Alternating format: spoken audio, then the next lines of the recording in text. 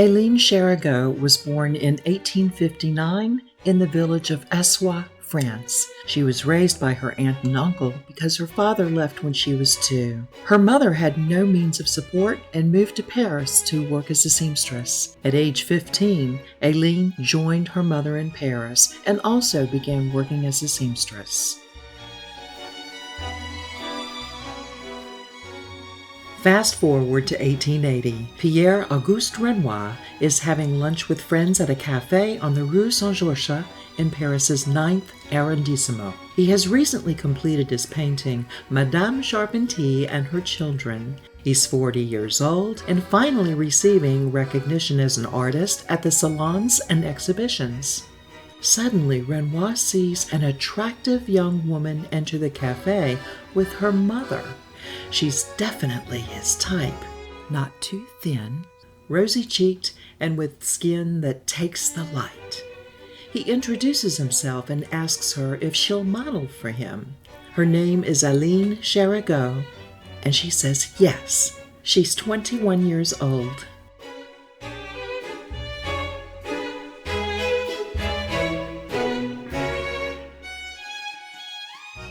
Aline Charigot modeled for Renoir's paintings, sculptures, and drawings from 1880 to 1915. She was not only his primary model, she eventually became his wife. Aline and Renoir were perfect partners. Renoir had a talent which he felt compelled to express. Aline created the loving, nurturing environment which enabled him to explore that talent. Together they created a family which flourished. Aline knew how much Renoir loved to paint flowers, so she made sure there were always flowers growing in the garden and arranged in vases throughout the house. Renoir admired her skill. He told his son Jean she had hands that could do things. Aline is the subject in several of Renoir's paintings. Jean Renoir wrote, "From the moment he took up a brush to paint, perhaps even earlier, Renoir was painting the portrait of Aline Charigot."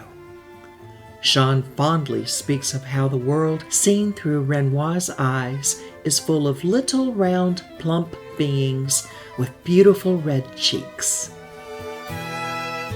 Aline and Renoir were married in Paris April 24, 1890. They had 3 children, Pierre, Jean, and Claude. Initially, Renoir was not sure that having a family would fit with his aspirations to become a successful artist. However, he decided life without Aline would not be complete. "She gave me the time to think," Renoir told his son Jean. "She kept an atmosphere of activity around me, exactly suited to my needs and concerns."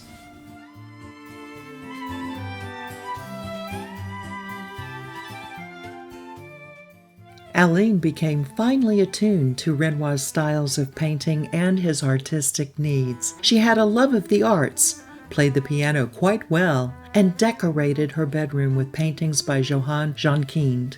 Aline was loved by Renoir's cadre of fellow artists, as she always welcomed them into their home.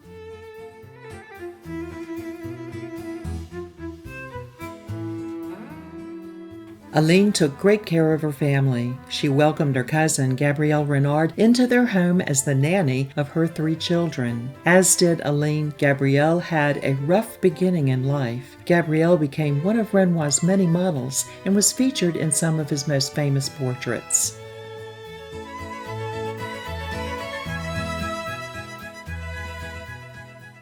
According to a friend of the Renoir family, in 1907, Aline designed and managed the building of the Renoir's new villa at Cagnes-sur-Mer. It was in Cagnes Gabrielle met her future husband, an American painter, Conrad Slade. They eventually moved to the United States.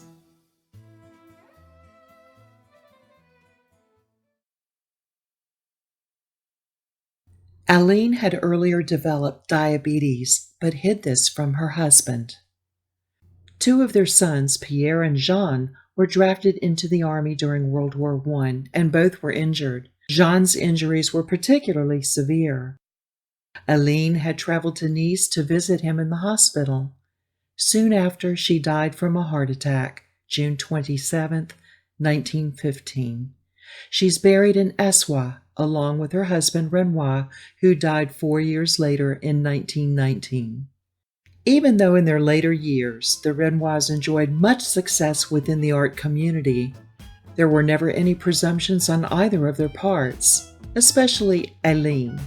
No pretensions, no affectations. Jean Renoir wrote of his mother, when their last house in Cagnes was completed, she lovingly tended olive trees and orange trees, planting flowers and vegetable gardens and vineyards. She joyfully remained, he said, a peasant to her fingertips.